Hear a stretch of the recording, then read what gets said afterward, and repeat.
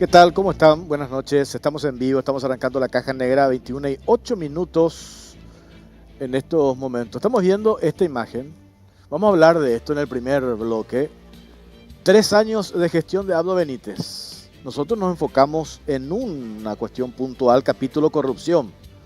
Pues si vamos a analizar 3 años, vamos a estar, ¿cuántos programas vamos a necesitar? Nos enfocamos en tema corrupción y principalmente los temas que hemos develado acá en la caja negra. ¿Por qué? Somos como muy desmemoriados nosotros, ¿no? Ya ayer le escuchaba al vicepresidente de la República, le hacían una consulta, ¿cómo calificaría la gestión de Mario Abdo Benítez del 1 al 10? Calificó 8. 8. Con todos estos escándalos, gracias al gobierno de los Estados Unidos llegaron las vacunas. Si no venía esa donación del gobierno de los Estados Unidos, no sé qué hubiese pasado con el tema sanitario y otras cuestiones. Porque hoy da la sensación de que algunos referentes del oficialismo muy fácilmente ya aparecen haciendo campaña mirando el 2023. Mirando el 2023. ¿Están en su derecho? Por supuesto que están en su derecho. Pero hay que recordarles todo lo que hemos padecido en estos 3 años en este gobierno. Porque si no es muy fácil. Me parece que ahí está la labor también nuestra, de los medios de comunicación, de la prensa, poner en contexto, recordar, mostrar, denunciar. Y es lo que vamos a hacer hoy, aprovechar estos 3 años de gestión, el 15 de agosto, que se cumple el gobierno de Mario Abdo Benítez, y recordar un poco todo lo que hemos padecido. Ojalá y tenemos 2 años más. Parece que la historia va a continuar. Recién ahora reaccionaron con todo el conflicto que generó la movilización, los bloqueos de los camioneros, con el impacto de las consecuencias económicas terribles. Hemos hablado con todos los representantes de sectores de la producción afectados por esta situación, la incapacidad de un gobierno para poner orden. Una cuestión simple, respeto a la Constitución Nacional, y no lo hicieron. Recién, a partir de hoy, hay un aparente acuerdo, principio de acuerdo, pero nos parece importante enfocarnos en esta placa que vamos a arrancar ya rápidamente y después vamos a charlar con la diputada de Patria Querida, Rocío Vallejo. El mayor escándalo de corrupción en tiempos de pandemia, la compra de insumos chinos y el clan Ferreira. Me parece importante insistir con esto, porque si no, repito, da la sensación como que nos olvidamos demasiado rápido, muy pronto, y aparecen ya referentes del oficialismo haciendo campaña y es más, mirando el 2023 como si nada hubiese sucedido. Este caso, tenemos a punto ahí una investigación que habíamos lanzado acá el año pasado, en abril, en la caja negra. ¿Qué es lo que se demostró? Colusión, empresas vinculadas a un mismo clan familiar, pago irregular de un anticipo, 17.000 millones de guaraníes a favor de ambas firmas, falta de transparencia en el proceso de contratación, la tentativa de estafa contra el Estado, la participación de hombres cercanos al presidente de la República, ajenos al Ministerio de Salud, en el operativo Compras, la vulnerabilidad de los organismos de control, el contubernio entre funcionarios públicos con empresarios, que entre paréntesis esto no ha cambiado mucho. En salud, aparentemente Borba está poniendo cierto orden, pero estos casos de colusión, escándalos de corrupción en otros ministerios, eso continúa. Nos decía el domingo pasado el exministro de Industria y Comercio, Gustavo Leite, en Cara Cruz, anteriormente los oferentes, los proveedores del Estado, las empresas que se presentan en las licitaciones, peleaban por quién presentaba la mejor oferta. Hoy la discusión es en quién presenta la mejor coima. Eso lo dijo Leite el otro día, charlando con proveedores del Estado. Un ejemplo, y vamos a mencionar enseguida el caso, Ministerio de Obras Públicas y Comunicaciones, administración de Arnoldo Dins. Y desencadenó esto que habíamos denunciado el año pasado, ¿en qué cosa? La intervención de órganos de fiscalización, control, Contraloría, Comisión Especial de Control de Compras COVID. También acá tuvo mucho que ver la denuncia, el aporte, la denuncia penal que hicieron legisladores, una de ellas la diputada Rocío Vallejo, con quien vamos a hablar enseguida.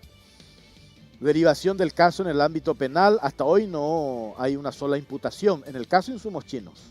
porque hay otro caso donde sí hay imputación que tiene que ver con las compras Made in India, los medicamentos que este mismo grupo empresarial, Clan Ferreira, metía al país sin ningún tipo de control. Y después la cancelación de la compra, dejando sin protección al personal de Blanco, la devolución del anticipo cobrado, y estas dos empresas vinculadas al Clan Ferreira, insumos médicos, Eurotec, inhabilitadas por la DNCP para proveer medicamentos e insumos al Estado por 30 meses. Y esta empresa igual, la habíamos denunciado acá también en el Instituto de Previsión Social, ahora en la gestión del doctor Bataglia, operando, haciendo de las suyas. Aparece el nombre de una senadora intentando cobrar lo que no le corresponde, lograr una adenda, pese a que esta empresa está inhabilitada. Pero vamos a mostrar este informe, siendo un recuento, una evaluación, 3 años de gestión del gobierno de Mario Abdo Benítez, el mayor escándalo de corrupción en tiempos de pandemia, el Clan Ferreira, y a la vuelta ya hablamos con la diputada de Pachaquería, Rocío Vallejo.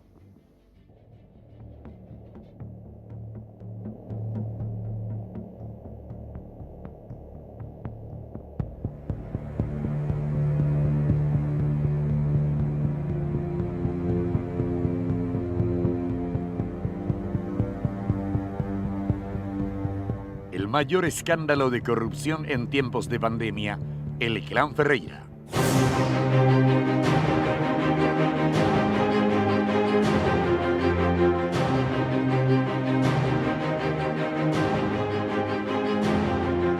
Al cumplirse 3 años de gestión del gobierno de Mario Abdo Benítez, los escándalos de corrupción merecen un capítulo aparte en el análisis. El equipo de la Caja Negra reveló en abril del 2020 el mayor escándalo de corrupción en tiempos de pandemia. El caso, que hoy prácticamente quedó impune, comenzó así. El Congreso de Paraguay había promulgado en abril del año 2020 la ley número 6524/2020, que declaró estado de emergencia en todo el territorio ante la pandemia por el COVID-19.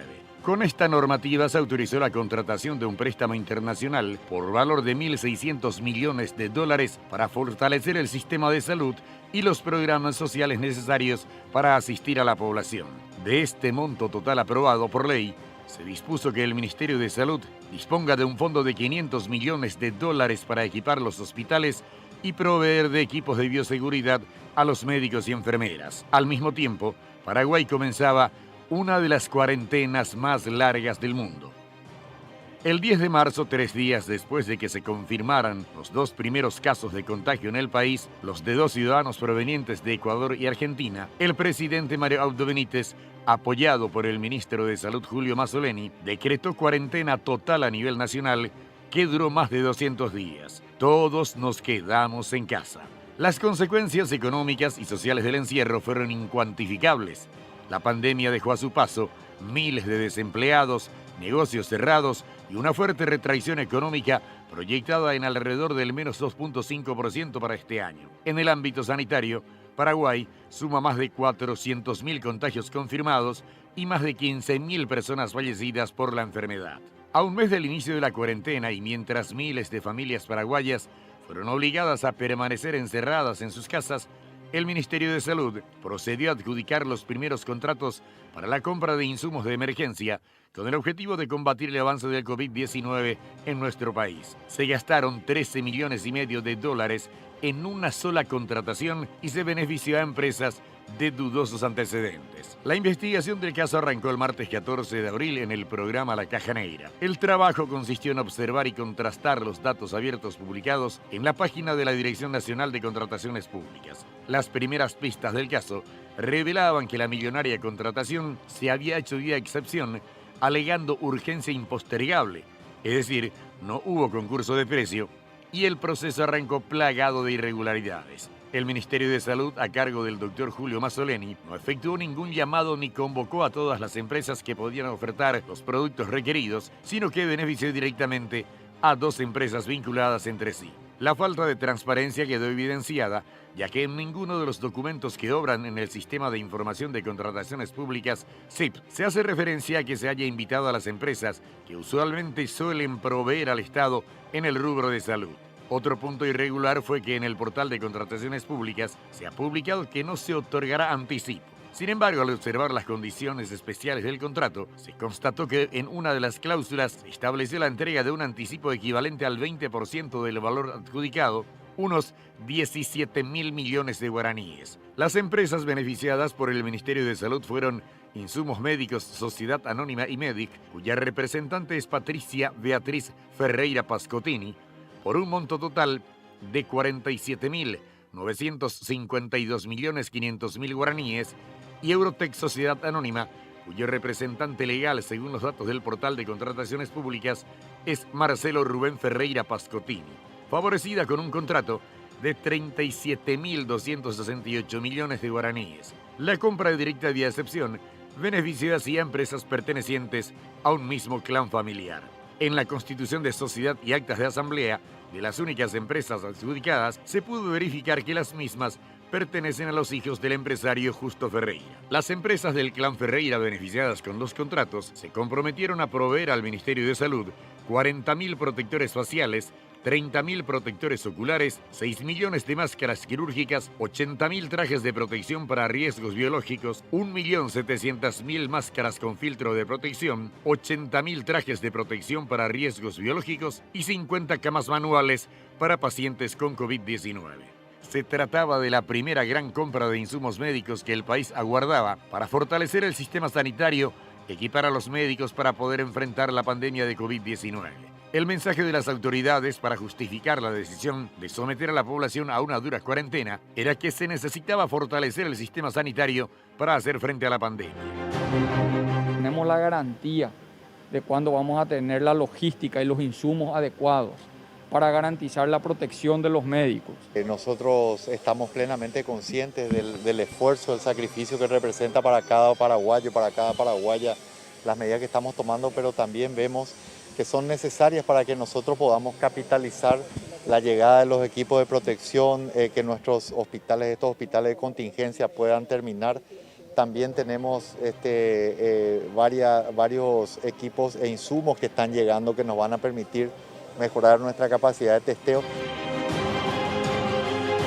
Las empresas del clan Ferreira fueron beneficiadas con centenares de adjudicaciones en los últimos años, convirtiéndose así en los mayores proveedores de insumos médicos y medicamentos para los hospitales públicos en Paraguay. Ambas empresas, Eurotech Sociedad Anónima e Insumos Médicos Sociedad Anónima, poseen dudosos antecedentes, ya que aparecen salpicadas en el esquema de estafa y lesión de confianza que involucró a altos gerentes de laboratorios privados, acusados por la Fiscalía de haber causado millonarios perjuicios a las empresas para las que trabajaban. El nombre de Justo Ferreira se vincula al de Roque Dagogliano y Carlos Borrell en el 2019, luego de que ambos fueran denunciados por las empresas en las que trabajaban, las farmacéuticas Escabone Hermanos y Éticos, respectivamente. El caso de los insumos chinos quedó al descubierto gracias a la investigación de la Caja Negra, ocasionando posteriormente consecuencias en diversos ámbitos, tanto administrativos como judiciales. La denuncia periodística derivó en la intervención puntual sobre el hecho de la Contraloría General de la República, del Ministerio Público, como así también la Comisión de Control liderada por el ministro Arnaldo Yucio. La Contraloría General de la República emitió un detallado y contundente informe sobre las irregularidades del proceso de contratación. El dictamen presentó 13 observaciones de hechos graves con relevancia penal. La conclusión de la Contraloría fue contundente. La contratación realizada por el Ministerio de Salud se encuentra viciada desde todo punto de vista. El ente contralor recomendó la rescisión del contrato y el sumario a los funcionarios. El caso derivó además en una investigación de carácter penal que hasta la fecha no derivó siquiera en una imputación por el principal hecho denunciado, el intento de estafa. Las empresas beneficiadas con los contratos finalmente no cumplieron con lo pactado. La carga de insumos llegó incompleta y no correspondían a lo pactado en el contrato. El Ministerio de Salud tuvo que rescindir los contratos y solicitar la devolución del anticipo pagado. La imagen del gobierno, en especial la del presidente de la República, Mario Abdo Benítez, y la del entonces ministro de Salud, Julio Mazzoleni, se vio severamente golpeada por el escándalo de las compras fallidas de insumos chinos. El caso se convirtió en el mayor escándalo de corrupción con fondos públicos destinados a la pandemia. La compra fallida y el intento de negociado tuvo terribles consecuencias para el sistema de salud, dejando desprotegidos por meses al personal de Blanco y administrativo de los hospitales, así como a los pacientes que concurrían a ellos. El caso de la fallida compra de insumos chinos revelados por la Caja Negra consagró el fracaso en la gestión sanitaria del gobierno de Mario Abdo Benítez.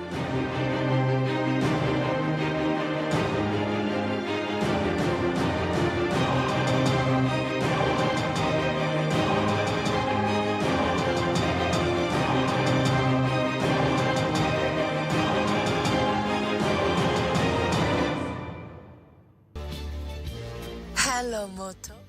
¿Quieres más desempeño y velocidad en tu celular? Experimentar la potencia del nuevo Moto G10, G100, Moto G100, el Moto G más potente hasta ahora. Sistema de cámaras de 64 megapíxeles con audio zoom, doble cámara selfie, una batería de 5000 mAh,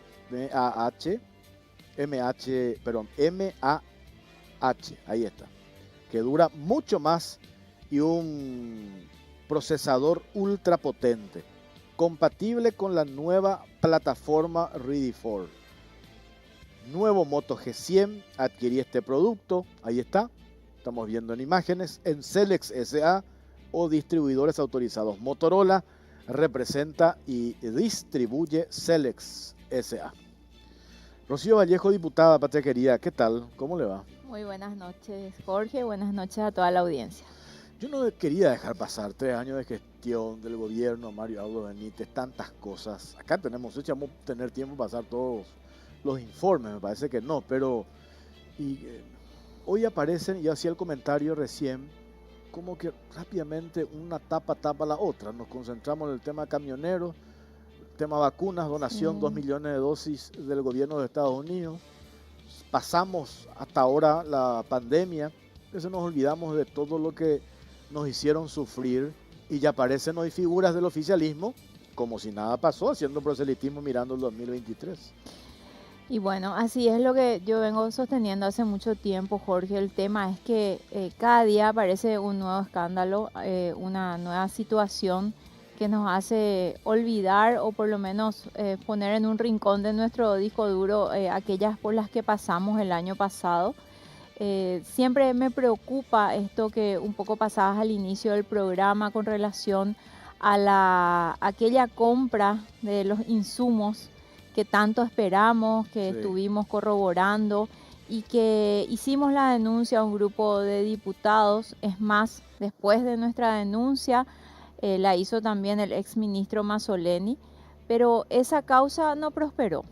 Esa causa quedó ahí, nosotros fuimos testigos, no nos contaron, lo vimos, cómo se trajeron insumos que no correspondían a las características técnicas de aquellos que fueron licitados. Hemos descrito en los hechos cómo se han adulterado o cambiado prácticamente las condiciones del pliego de bases y condiciones para adjudicar a una determinada empresa. Nada de eso tuvo en cuenta el Ministerio Público, por lo menos hasta hoy no tenemos una respuesta, quedando como un precedente de como que, bueno, listo, como se recuperó el monto de la caución, entonces no pasó nada, y en realidad eso no es así. Sumado a esta parte penal tuvimos la sanción administrativa, hasta yo siempre le llamé sanción premio a esos funcionarios que fueron parte de un esquema de adjudicación beneficiosa a una empresa, a los que les dieron un mes. 30 días sin goce de sueldo. Sin goce de sueldo, y hoy estarán en puestos probablemente de relevancia de vuelta, ¿verdad? No existe sanción administrativa, no existe sanción penal. Tenemos una clara debilidad gubernamental. Tenemos una falta total de liderazgo, la cual se viene manifestando a través del tiempo ante varias situaciones. Yo pregunto hoy, ¿dónde está el presidente de la República liderando el problema de los fleteros? ¿Dónde está el presidente de la República liderando la no invasión, a las propiedades privadas. Y bueno, tenemos muchos hechos más. Y una falta total de transparencia, la cual continúa, donde cada nuevo hecho va tapando al anterior. ¿Qué pasó con el tema de Petropar, con este señor Lichi, al Que sigue en que el cargo como si sigue en nada. el cargo como si absolutamente nada hubiese pasado? Casi cerraron un mega negocio de 7 millones de dólares, donde 4 millones de dólares iba a llevar el abogado, ¿verdad? ¿Qué pasó yo solicité, o sea, solicitamos como bancada una auditoría a la Auditoría del Poder Ejecutivo que haga una revisión total de lo que pasó en Petropar en la época de la señora Zamudio, ¿verdad? ¿Qué pasó en DINAC? Hicimos otra denuncia, un grupo de diputados que quedó también en el olvido, una denuncia contundente de mala utilización de 2.000 millones de guaraníes.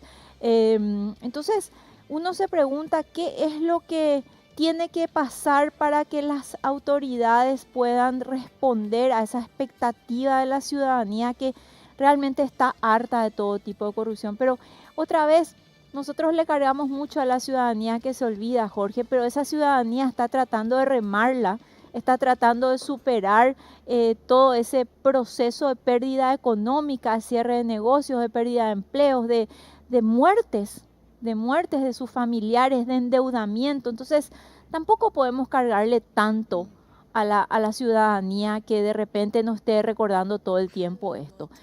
Sí, lo debemos cargar íntegramente a un gobierno que no da señales de transparentar las cosas, y excusas para transparentar ya no existen. Que todo sea público, que todo sea público, transparente. El puente de Simil Ñandutí también lo hemos denunciado. Hasta hoy no hay una respuesta, con sendos dictámenes de Contraloría, de la auditoría misma del Ministerio de Obras Públicas y Comunicaciones, y no entendemos por qué hay causas que no avanzan en el sistema penal, Jorge, porque eso es lo que espera la ciudadanía. Siempre estamos discutiendo cuál es el origen de la corrupción, y en realidad la corrupción es abonada por la impunidad constante.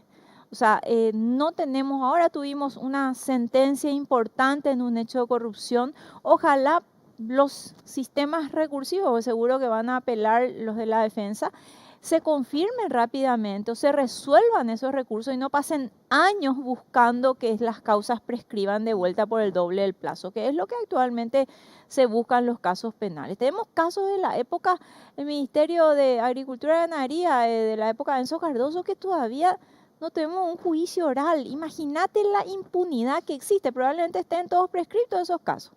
Entonces, realmente preocupa eso.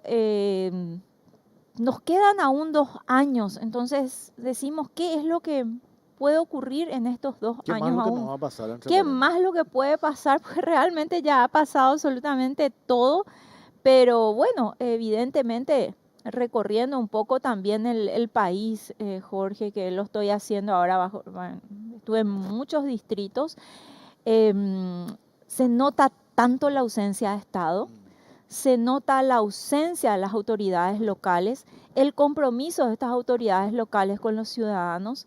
Se nota que en el área de agricultura, la agricultura familiar campesina, aquel que planta algo, hasta hoy no tiene una respuesta del Estado para la colocación de esos productos en el mercado. Me decían en el distrito de Bertoni, acá señora diputada, nosotros vendemos a 2.000 el kilo nuestros productos, luego lo envasan y vienen a vender a 15.000 en los súper nuestro mismo producto. Entonces, ese sector hoy no tiene una respuesta. Todo el problema de tierras en nuestro país no tiene una respuesta. No hay ni siquiera un atisbo de ni este ni de los anteriores gobiernos de Después, en el solucionar. tercer bloque, vamos a hablar del caso Itacurú. Este caso terrible. Itacurú es impresionante, ¿verdad? Sí. Lo que sucede, vecinos con indígenas, hay 2 Sí. opiniones jurídicas al respecto, una jueza, entonces hay nada. Y ausencia absoluta del Estado, tierra de nadie, parece, Así, ¿verdad? y eso es realmente, yo a veces no comprendo, porque lo vemos en algunas áreas, cómo no puede haber una mesa de trabajo, todo esto que sea tierras, donde estén los de catastro, registros públicos, el Poder Judicial, porque los juzgados también juegan un papel importante a la hora de la resolución de los conflictos, y no vemos esas iniciativas por parte del Ejecutivo, porque, a ver, yo me imagino que uno al ser presidente de la República, al llegar a ese cargo, tiene las ideas claras de lo que hay que hacer en el país, ¿verdad? En materia de tierras, en materia de educación, encontramos lugares donde los caminos son Sí. son Tenemos un tremendos, informe Jorge. también del MPC. Vamos ahora con el tema de salud, crisis Sí. por la falta de medicamentos. Tenemos este informe, a la vuelta seguimos hablando con la diputada Rocío Vallejo. A ver.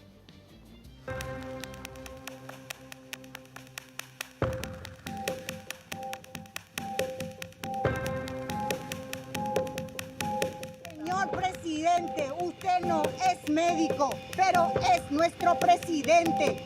Haga algo, el pueblo se está muriendo.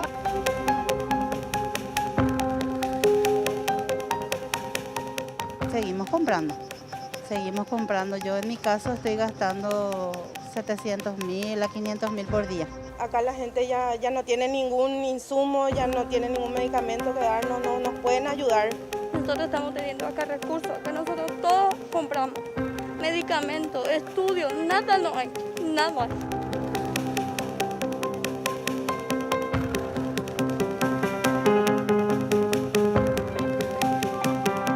3 años de gestión de Abdo Benítez.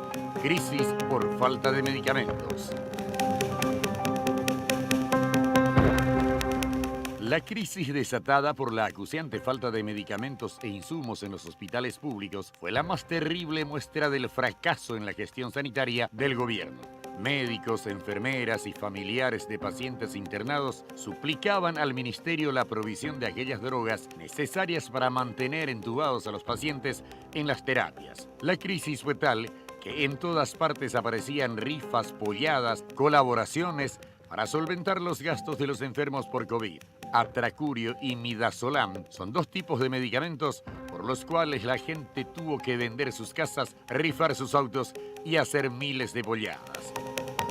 El equipo de la Caja Negra reveló en noviembre del año pasado un documento interno que revelaba faltante de medicamentos en toda la red de salud pública. En el memorando de la Dirección de Planificación y Uso de Medicamentos se exponía la crítica situación por la que atravesaban los hospitales públicos. Había prácticamente stock cero en todas las farmacias de los hospitales. El Ministerio de Salud había ordenado una compra directa de medicamentos alegando la situación crítica por la que atravesaban los hospitales públicos. La autoridad sanitaria justificaba la compra directa sin licitación, alegando tardanza para concretar las licitaciones pendientes. La convocatoria vía excepción incluía medicamentos para enfermedades crónicas y otros de alta rotación por un monto total de 92.517.645.210 guaraníes, equivalente a unos 13 millones de dólares. El documento de uso interno del Ministerio de Salud alertaba sobre la rotura de stock de medicamentos en todos los hospitales del Ministerio de Salud. La solicitud de adquisición urgente se justificaba con la supuesta intención de salvaguardar la normal distribución de los medicamentos en todos los centros sanitarios de la red del Ministerio de Salud. La excusa en ese entonces que ensayaba el ministro Mazzoleni cuando se le reclamaba el motivo por el cual faltaban medicamentos, si el ministerio contaba con los recursos necesarios para adquirirlos, era que se habían normalizado las consultas ambulatorias y las internaciones de los pacientes debido a patologías de base, sumado a consultas estacionales que estaban en aumento en todos los centros sanitarios. En el INERAN, buque insignia de la lucha contra el COVID, faltaban sedantes y antibióticos para los pacientes con COVID-19. En el Hospital Nacional también había faltantes. Los familiares de pacientes internados denunciaban que gastaban 2 a 3 millones de guaraníes por día solo en la compra de sedantes. En marzo de este año, la crisis tocó fondo y la gente tuvo que salir a las calles a protestar. Los médicos y enfermeras del INERAN fueron los primeros en tomar las calles para reclamar la desesperante falta de medicamentos para tratar a los enfermos por COVID. La crisis finalmente derivó en la renuncia del ministro de Salud Julio Mazzoleni y en semanas de movilizaciones ciudadanas que reclamaron al gobierno el fracaso injustificable en la gestión de la pandemia.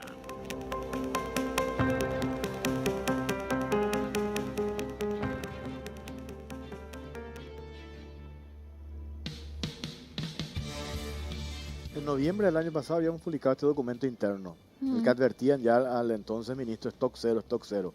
Nos decía el otro día el doctor Carlos Morínigo, la terquedad del presidente, de mantenerlo a una persona que ya a todas luces ya no estaba en condiciones de seguir al frente de una institución. Caso Mazzoleni, y todo lo que nos costó. El tema medicamentos, esto que mostrábamos en el informe, y lo otro es gestión el tema de vacunas. Vacunas, entonces vos decís, pero ahí viene también lo que usted comentaba, diputada, la falta absoluta de liderazgo y la planificación, la improvisación, ¿verdad? Así mismo. Absoluta la improvisación. Entonces, y las consecuencias, ¿verdad? Lo que dijo Sequera el otro día.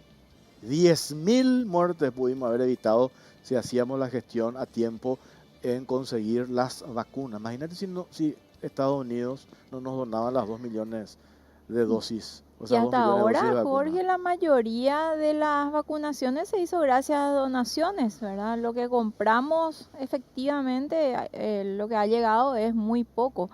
Realmente no lo vemos solamente en el ámbito de salud, o sea, lo vimos en el caso de Petropar con esta señora Zamudio. Las denuncias de corrupción eran unas tras otras. En el caso tema del agua de tónica Dinac, es un caso sí, que investigaste, ¿verdad? sí, el caso del agua tónica me tocó descubrir buscando Claro. tema de tapabocas, y finalmente el trabajo que hizo, muy buen trabajo ahí la fiscalía, que descubrió que siquiera se habían entregado, creo que eran como 10 o 12 ítems de ese llamado, y solamente se entregaron 2. De la agua tónica, que eran 5.000 botellas, se entregaron 3.000. Y finalmente que el dinero tuvo el destino de pagar, todos nosotros hemos pagado la cuenta del marido de la señora, ¿verdad? Y lo otro que, si bien se hizo toda esa denuncia, toda esa investigación, esta señora termina renunciando. O sea, no hubo esa señal del Ejecutivo, caiga quien caiga, lo que se había dicho en el discurso, era esa señal de que pudieron haber cometido errores algunos funcionarios, pero enderezar rumbo, rectificar rumbo. Acá no. Acá esa es una constante que se da, Jorge, y que siempre también he señalado, el tema de que las cabezas sabemos que son fusibles. En este caso, bueno, tienen unos procesos penales que van a ser llevados a juicio oral y público, pero las estructuras permanecen. Sí. Ese es el tema que siempre, bueno, se va a la cabeza, pero nosotros tenemos que mirar más allá de las cabezas. Las estructuras permanecen. Además, se dice que hay algunas de estas autoridades que han sido cambiadas o han renunciado, y se les da las gracias y todo, ¿verdad? Que siguen manejando las instituciones desde afuera, ¿verdad? Entonces no tenemos una decisión firme de acabar con esta situación. De vuelta al caso de Petropar, este señor que casi cierra un negociado de $7 millones. A mí La me tranza tocó. antipatriótica en plena pandemia, nosotros le decimos. Y vamos a venir a la vuelta a la pausa con ese informe y seguimos hablando con la diputada Rocío Vallejo.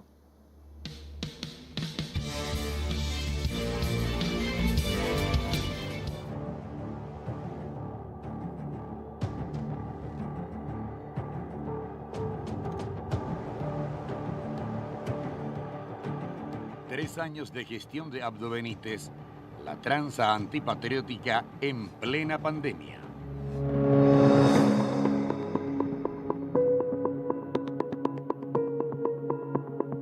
El 22 de diciembre del año pasado, la Caja Negra reveló el carácter antipatriota de un acuerdo que se firmó entre Petropar y la empresa de maletín argentina Texas Oil S.R.L., a la que se iba a pagar $8.263.701 para llegar a un acuerdo extrajudicial y poner fin a una demanda judicial que la firma extranjera entabló contra la petrolera por un supuesto incumplimiento de contrato. El acuerdo se planeó y se intentó ejecutar en plena pandemia. En el año 2009, durante el gobierno de Fernando Lugo, Petropar licitó la compra de combustible en una subasta electrónica para la provisión de gasoil en camiones a Petropar en Villa Elisa y Hernandarias. El 10 de diciembre de ese año, la empresa argentina Texas Oil fue la beneficiada con la adjudicación. Tras el escándalo, el entonces Procurador General de la República, Sergio Cotzia, quien fue el impulsor de este acuerdo, mandó anular el pago que ya era inminente.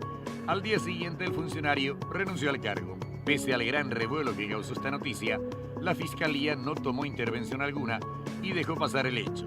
La institución que sí intervino de oficio de la Secretaría Nacional Anticorrupción, que inició una investigación que concluyó el 12 de febrero pasado y que señalaba que en el acuerdo antipatriota firmado entre Petropar y Texas Oil S.R.L.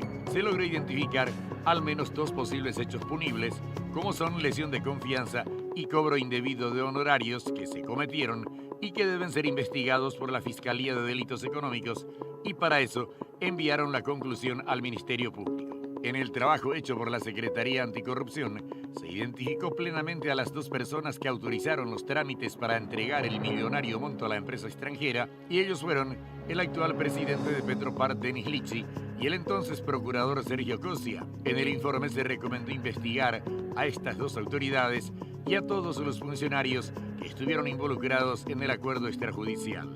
Cosia renunció a su cargo de procurador para descomprimir la presión y tratar de escapar de una eventual investigación penal. Por su parte, Lichi ni atinó a dejar el cargo. Es más, tuvo el respaldo del presidente Mario Abdo Benítez, quien lo mantiene hasta hoy al frente de Petropar. El informe de la Secretaría Anticorrupción señala que Sergio Cosia argumentó que Texas ganó una licitación para proveer gasoil y que luego Petropar anuló la adjudicación, causando un daño a la empresa argentina que derivó en una demanda la cual se está por perder, y el Estado pagaría más de 31 millones de dólares, pero con el acuerdo se ahorraría 40% de ese dinero. Pero esta conclusión, refiere el informe, no está basado en ningún dictamen jurídico ni financiero. Es más, existe un dictamen de los abogados de Petropar que señalaba que la petrolera tenía grandes probabilidades de ganar la demanda, pero eso no fue tomado en cuenta a la hora de apurar la firma del acuerdo antipatriota. El acuerdo con Texas decía que se reconocía la deuda y que Petropar se comprometía a pagar $6.898.750 libres de impuestos, tasas y tributos, pero es bien sabido que en el caso que eso cede, sería la petrolera paraguaya la que se iba a hacer cargo de esos tributos. En consecuencia, haciendo un cálculo aritmético, da que $1.364.951 eran los impuestos que Petropar debía absorber, y el acuerdo antipatriota le iba a costar al Estado $8.263.701, que era mucho más de los $6 millones que en principio se habló y se hizo público.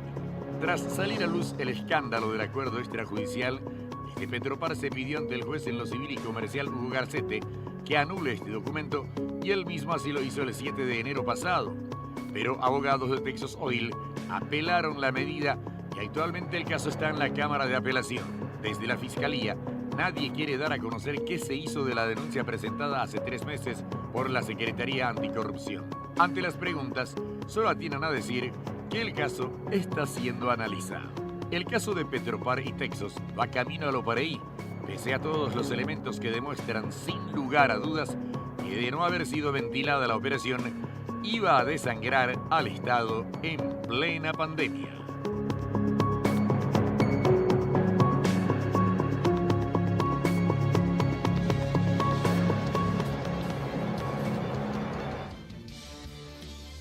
El caso de Petropar acá mencionamos.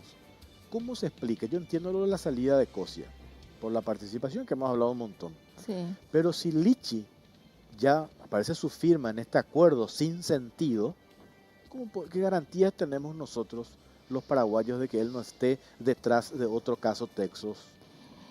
Y no tenemos ninguna garantía, Jorge, porque en realidad ni siquiera se hizo una revisión completa de lo que hizo esta señora que salió. Imagínate que en una licitación, que para lo que es Petropar es una licitación pequeñísima de 350 millones de guaraníes, que no es nada para los montos multimillonarios que se manejan en Petropar, se ha descubierto que había sido que el dinero fue a pagar las cuentas del esposo de la señora. Sí. No me quiero imaginar en las otras cuentas. Justamente a la Auditoría del Poder Ejecutivo le pedimos que haga un seguimiento, una fiscalización integral de toda la gestión de la señora Zamudio, así como también el destino del dinero, una investigación completa. No estas por muestreo y otra vez el muestreo son las cosas que están bien y entonces al final todo está bien.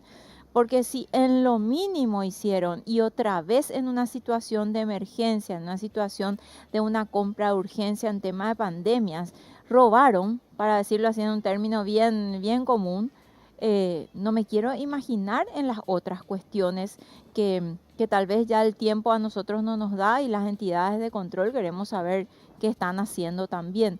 Es muy preocupante, o sea, el tema de Petropar, el tema de DINAC, el tema del Ministerio de Salud.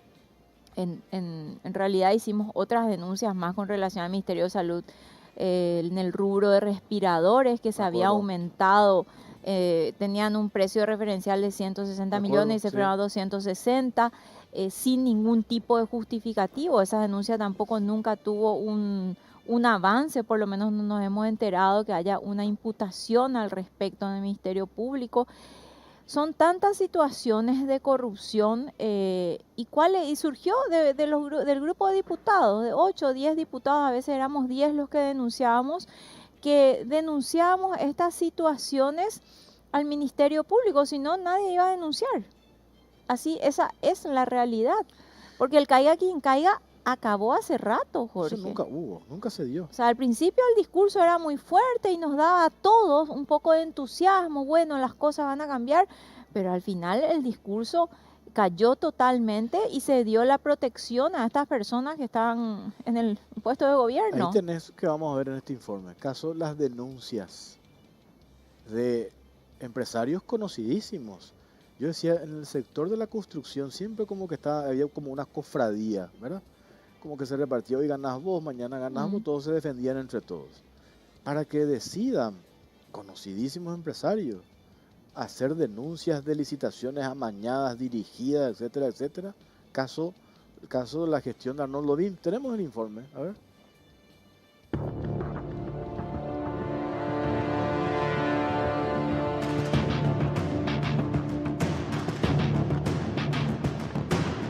Tres años de gestión MOPC.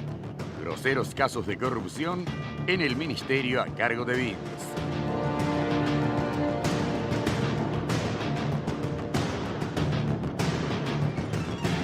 Licitaciones encarecidas y amañadas en plena pandemia. En 3 años, Arnoldo Wims hizo del Ministerio de Obras Públicas y Comunicaciones una institución marcada por los escándalos, pero pese a su cuestionada administración, sigue atornillado al cargo. El ministro de Obras, Arnoldo Wims, goza de la completa confianza del presidente Mario Abdo Benítez. En el Senado integró el bloque disidente al cartismo y gracias a su apoyo en ese entonces, se ganó el aprecio del líder del movimiento Colorado Añetete y consiguió luego ingresar a su primer anillo.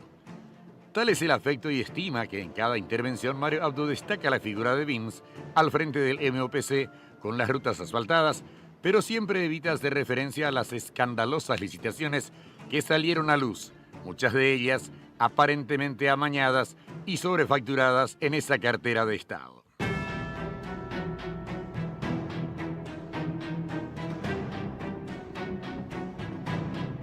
Pasarela de Ñandutí. Uno de los últimos escándalos del MOPC fue la cuestionada pasarela de oro con diseño de Ñandutí ubicada en Ñuguazú. La obra recibió numerosos cuestionamientos por su elevado costo, $2 millones, su diseño y hasta su finalidad, al no ser tan necesario el paso en ese sitio.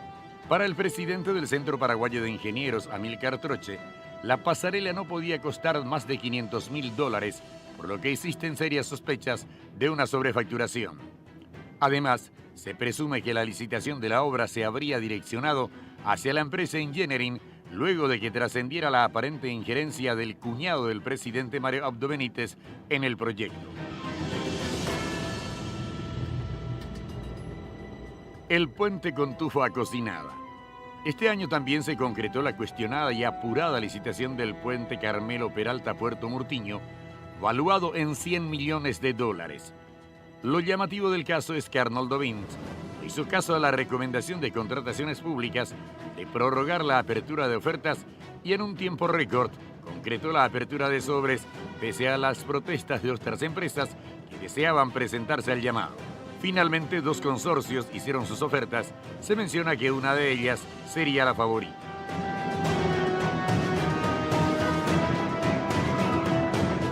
La caída del puente en Tacuatí.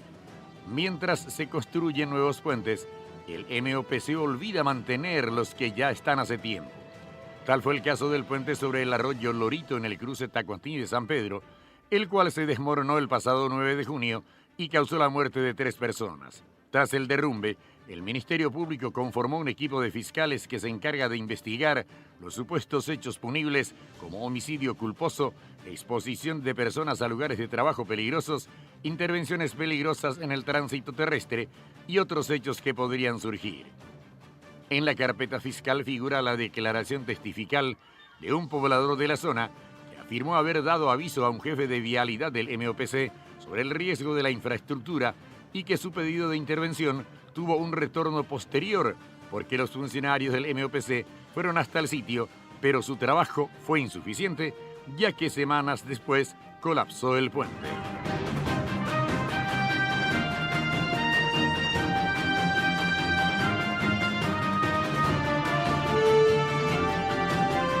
Otras tranzadas.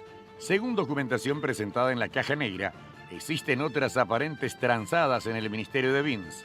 Una de ellas para el dragado del río Paraguay, obra considerada estratégica, cuyo llamado fue realizado en el 2019 por un monto de $20 millones. Cuando eso se presentaron 4 empresas y resultó beneficiada la constructora TIC, que presentó al ingeniero Pedro Ferreira, expresidente de la ANDE, como el jefe de obras. Como uno de los requisitos de la licitación era que el jefe de obras tuviera una experiencia de 10 años, la empresa dijo que era plazo en el que Ferreira prestaba servicios, pero incluye el periodo de su presidencia de ANDE, lo cual está prohibido por la Carta Orgánica de la institución. Este es apenas uno de los documentos que viola el pliego de bases y condiciones. La otra licitación que tiene un fuerte tufo a corrupción es la que duplica y amplía la Ruta 9, Puerto Falcón Vista Alegre, por un monto de $26 millones. La misma fue adjudicada al consorcio Puerto Falcón y lo que llama la atención es que el propio comité evaluador del MOPC informó que la empresa no había presentado los papeles exigidos. Sin embargo, el ministerio ignoró la recomendación de su propio órgano interno y adjudicó la licitación al consorcio. Se realizó la denuncia y Contrataciones Públicas anuló la adjudicación y dispuso que se volviera a la etapa de evaluación de ofertas. Sin embargo, el ministerio resolvió declarar desierta la convocatoria y realizar una nueva.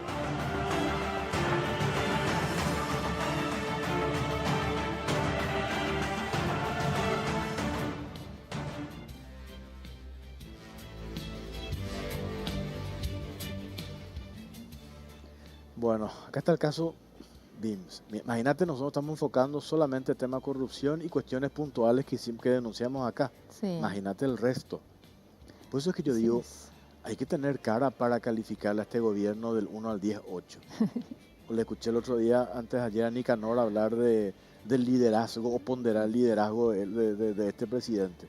Y estamos hablando ni siquiera casos aislados, sino denuncias plenamente identificadas, puntualizadas, señaladas por empresarios que dieron la cara, o sea, digo, y el caso de MOPC, y todos los días aparece.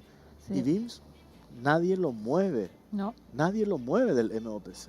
No hay una rendición de cuentas, no hay una gestión transparente, es lo que decíamos al inicio, una debilidad gubernamental por donde se la mira, o sea, de vuelta a la falta total de liderazgo. No tenemos un presidente que se pare, pise fuerte y diga, bueno, hay que solucionar esto. Nosotros estuvimos en la comisión, por ejemplo, del tema, se creó una comisión para ver los gastos COVID, donde teníamos a las autoridades del Ministerio de Salud, a las autoridades del Ministerio de Hacienda y Salud, decían, nos falta esto, Hacienda, nos falta esto. ¿Y dónde está el presidente que se sienta con sus ministros a ver cómo solucionar los problemas del país? Porque eso es lo que tiene que hacer un presidente, sentarse a solucionar los problemas del país. Les quedan 2 años, realmente es desesperante. Si vamos a seguir con este ritmo de no liderazgo, de una gestión que deja mucho que desear por donde se la mire, o sea, ¿qué nos espera en estos 2 años, Jorge? O sea, es preocupante el nivel de endeudamiento, estamos con una evaluación en puertas del Gafilat. Ojalá el Paraguay pase esta prueba porque realmente se van a complicar bastante las cosas de no ir para ese lado, ¿verdad? Entonces, es muy difícil calificar con un 8 o decir que es una gestión maravillosa, como también muchos diputados suelen defender esta gestión en sus alocuciones, pero bueno, se están haciendo obras, claro que se están haciendo obras, también con la cantidad de dinero que se ha desembolsado y los miles de millones de créditos que hemos aprobado.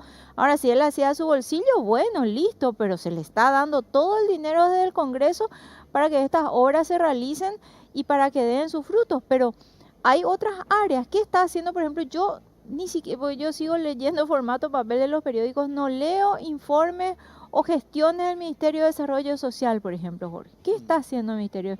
Vos te vas al interior y lo único que te dicen es, con todo este tema de lo que corresponde a esta cartera, que es difícil hablar, que no se tiene una respuesta. ¿Qué están haciendo otras tantas instituciones? No tenemos una transparencia en cuanto a la gestión de varias otras, porque acá nos enfocamos en salud, en obras, que es donde lógicamente hay mayor cantidad de dinero, pero otra vez te dicen, bueno, no se están realizando tales obras porque no hay dinero. Y todo sigue sin que se mueva nada. Esto que acabamos de ver es muy grave. Sí, Es muy grave por donde absolutamente. se lo mire. O sea, necesitamos decisiones, necesitamos que este país salga adelante, porque de repente como que nos dicen, no, nosotros somos los mejores en la región, los que menos golpeados fuimos. Pero bueno, entonces aprovechemos y demos una solución a todos aquellos sectores que están olvidados en nuestro país. Imagínate, hoy los gremios de la producción, UIP, FEPRINCO, UGP, tuvieron que amenazar con una denuncia a los camioneros, que yo decía el otro día, que yo creo que coincidimos en esto.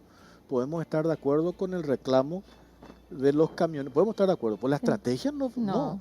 La estrategia, la manera en que lo plantearon, no.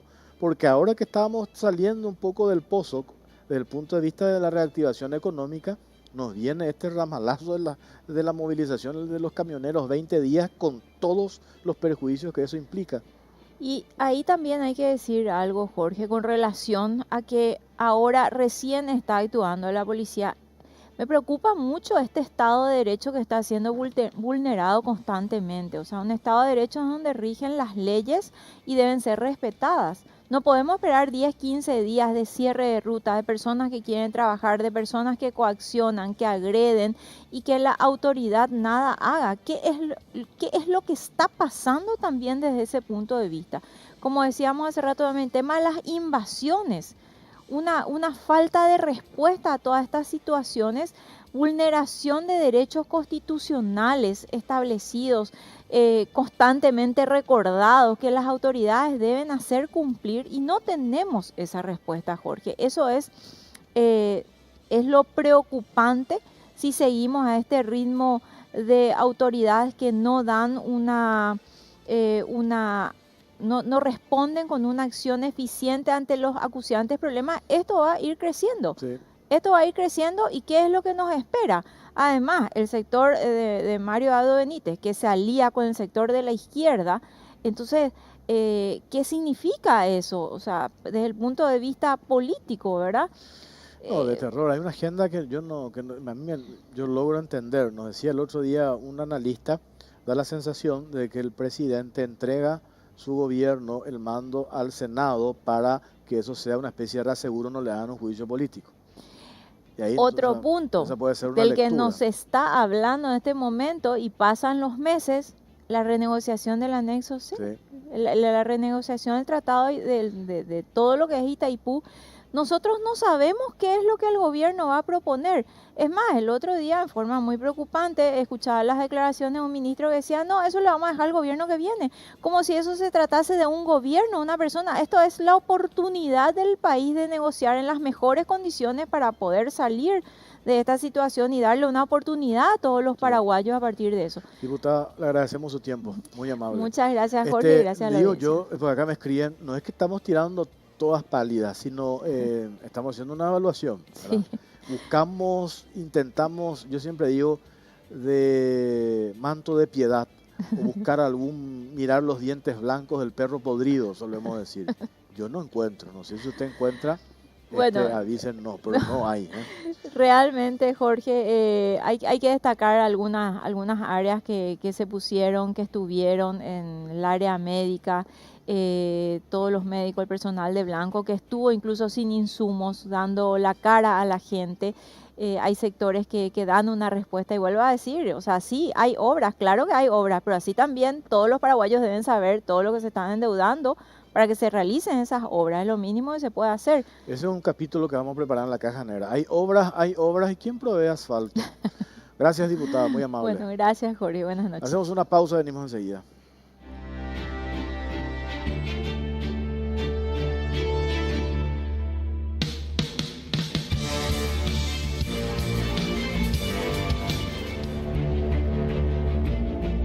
Barcos y Rodados te ofrece una nafta que lo tiene todo, Full 93 aditivada para más potencia, rendimiento y ahorro. Ahorra cargando la calidad de Full 93 aditivada. Ahora calidad y economía se encuentran en un mismo lugar y al mejor precio. Se encuentran en Barcos y Rodados. Oscar Tuma, ¿estás, doctor? ¿Cómo te va? Buenas noches. ¿Cómo estás, Jorge? Buenas noches para vos, para todos los televidentes, y la disculpa si no tenemos buena imagen, pero estoy en un restaurante que no paga auspicio, entonces no digo dónde. No digas. Pero parece que está a plena luz del día allí, pues veo árboles que no entiendo, pero no importa. Bueno, concretamente, ¿qué es lo que pasa con tu cliente Alexander Torales? Él tiene encima una querella por difamación y calumnia por parte del senador Rodolfo Friedman, y esto se define ahora en estos días en el juzgado de la doctora Dina Marchuk. ¿Eso es así? Sí, el juicio continúa el 23 y 24 de agosto. Es un juicio que para nosotros la cuestión está muy clara, porque estamos hablando de hechos punibles contra el honor.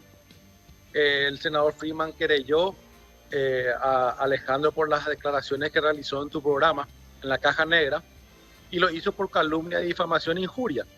Pero para que se dé la calumnia, lo afirmado tiene que ser falso. Y en este caso, ni siquiera lo que realizó Alejandro fue una afirmación, sino fue una confesión. Él terminó confesando una situación irregular, teniendo en cuenta el interés general, por lo cual él también se encuentra procesado. Contra él también pesa una acusación, solamente que tiene salidas alternativas por su colaboración con la justicia. Y estamos preocupados porque la jueza está llevando las declaraciones, o nosotros percibimos que ella está llevando las declaraciones de Ale estrictamente en lo que concierne a una sociedad legalmente constituida. Y el crimen pues no se constituye de forma legal. Lo que dijo Alejandro es de que Rodolfo Friedman formaba parte de la sociedad con un capital de 1.700 millones que se utilizó para dotar de infraestructura a la sociedad esa. Pero lo hizo, podemos hablar en todo caso de una sociedad de hecho, lo hizo no en el modo figurativo de establecer como una cuestión legalmente constituida, sino evidentemente estamos ante una situación irregular porque él no podía figurar en la sociedad donde la gobernación, donde ganaba adjudicaciones en la gobernación del Guairá. Entonces nos preocupa un poquitito por dónde está queriendo llevar la jueza cuando la cuestión es muy clara. Ella dice, bueno, ¿y dónde están las acciones? ¿Pero qué acciones va a haber? Es como que un delincuente te pida recibo o factura. Eso no existe. Los indicios son lo que le deben de llevar a ella a la convicción de que evidentemente Rodolfo Friedman formaba parte de la sociedad porque con dinero de la sociedad se pagaban cuestiones personales de él. Hay audios donde él pide rendición de cuentas. O sea, hay muchos vínculos para que se tenga la certeza de que él formaba parte de la sociedad y que recibía un dinero por formar parte de la misma. Repito, no en papeles. Estamos hablando en todo caso de una sociedad de hechos donde él no figuraba, pero él tenía una participación activa. Por lo tanto, lo que confesó mi defendido fue una confesión totalmente hoy comprobada. ¿Por qué? Porque primeramente hiciste una imputación y ahora hiciste una acusación contra Rodolfo Friedman. Claro, ¿cuál es el temor por último? Y porque vamos a seguir hablando sobre este tema y vamos a preparar el próximo martes con más tiempo porque tenemos elementos nuevos, entre paréntesis, sobre este caso, digo. ¿Cuál es el temor? ¿Qué es lo que se escucha allí en los pasillos de tribunales de la jueza Dina Marchuk, doctor? Ellos están muy pendientes de este juicio porque lo que ellos quieren hacer es generar una incongruencia en cuanto a sentencias que se puedan dar. Vos fijate que si mi defendido sale culpable por el hecho de calumnia, quiere decir que lo que él manifestó fueron afirmaciones falsas.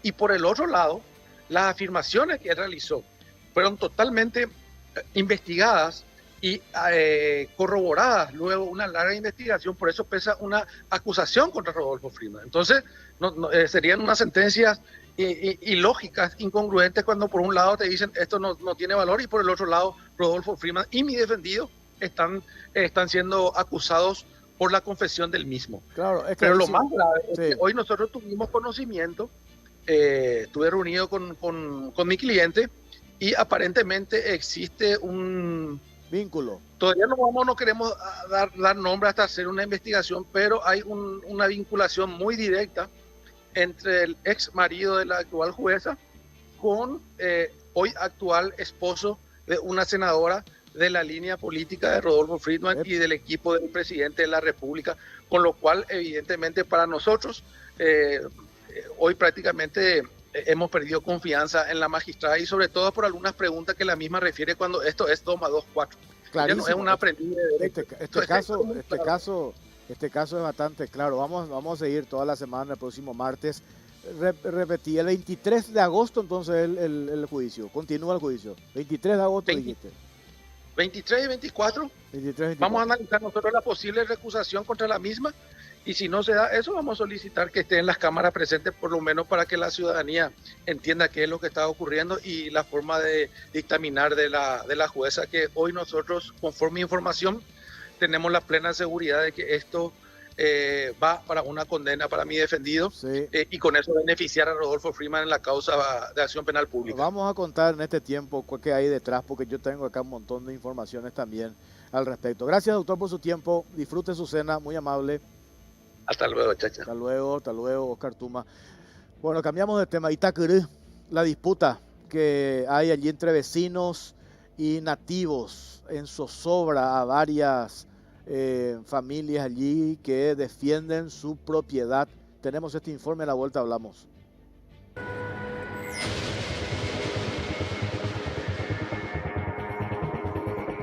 Conflicto en Itacurú, disputa entre vecinos e indígenas sin tierra.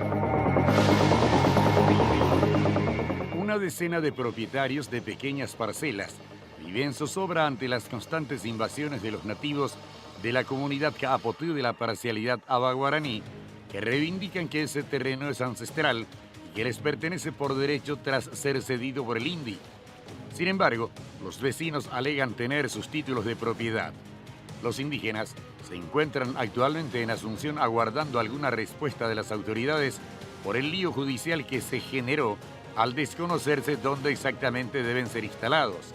El lugar en disputa se ubica en la colonia Tapeique, en el distrito de Itacurú del departamento de Alto Paraná. Se trata de la finca número 12 y allí residen, hace más de 20 años, varias familias que dicen ser las legítimas propietarias. Uno de los terrenos posee una extensión de 7 hectáreas y pertenece a la abogada y ex fiscala Liz Carolina Alfonso, quien cuenta con título de propiedad de la finca número 2891 y un amparo judicial a su favor para no innovar en el sitio.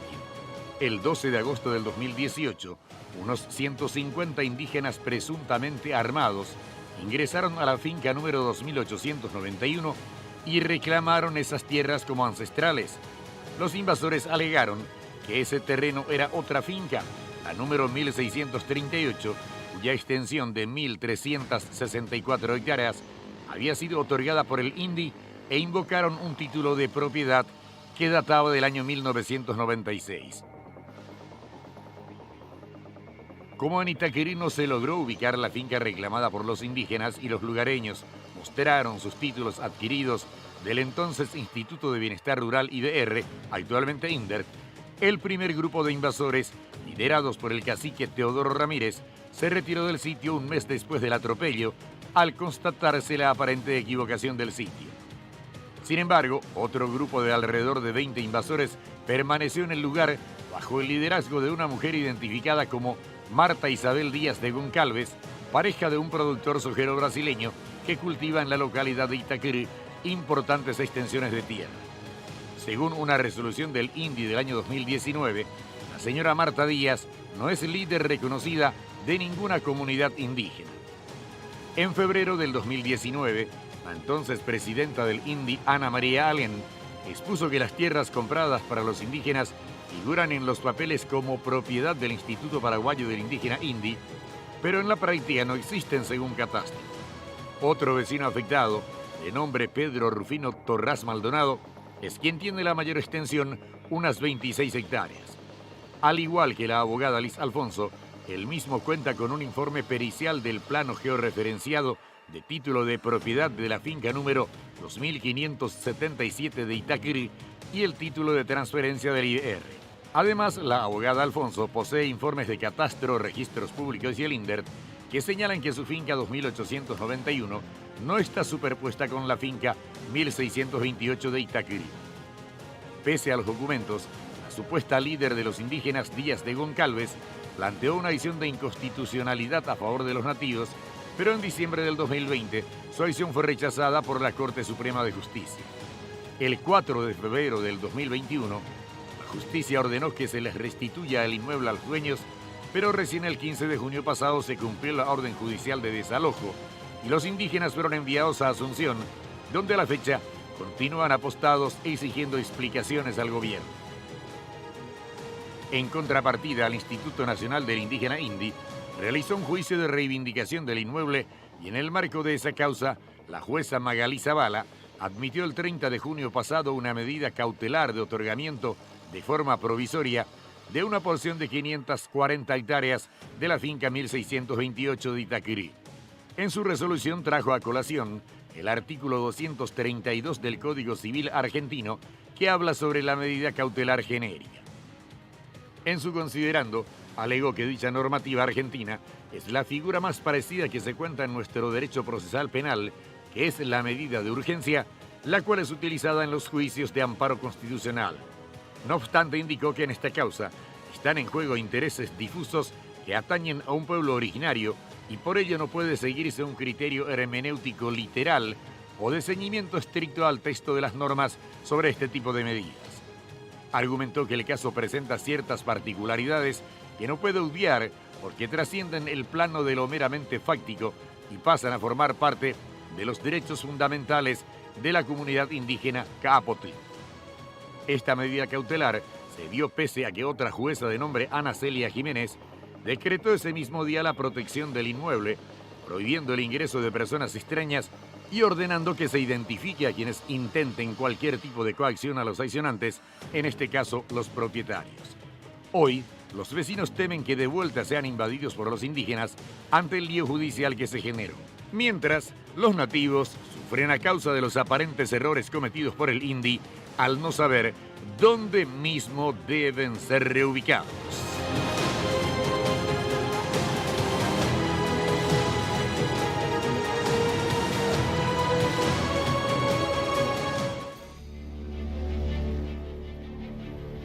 Hello, Moto.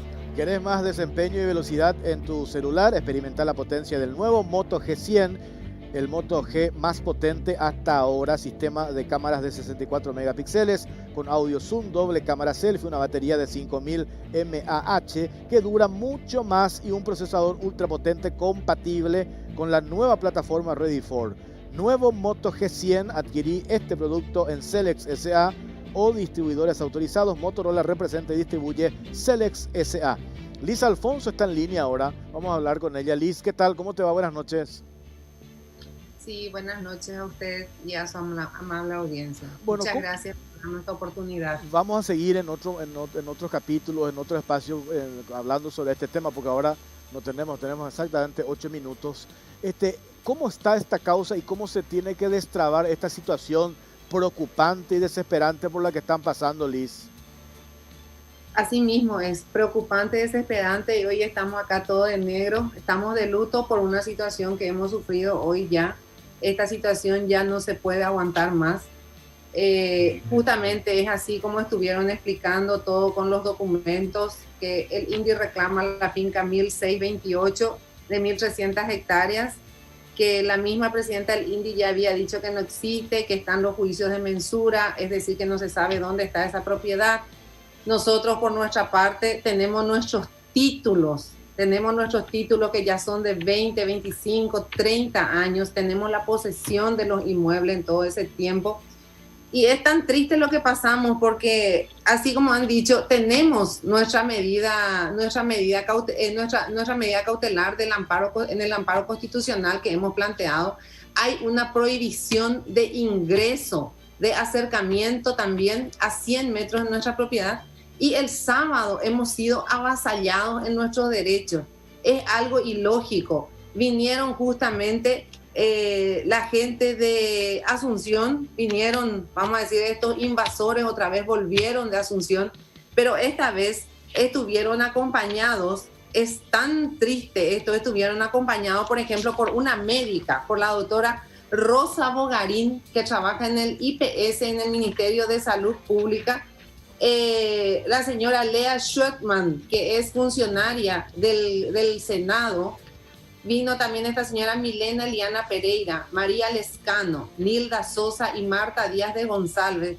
Estas encabezaron un procedimiento. Está bien que ellas sean funcionarias, son funcionarias del Ministerio de Salud y son funcionarias del Congreso y hacen parte también de la plataforma de derechos humanos.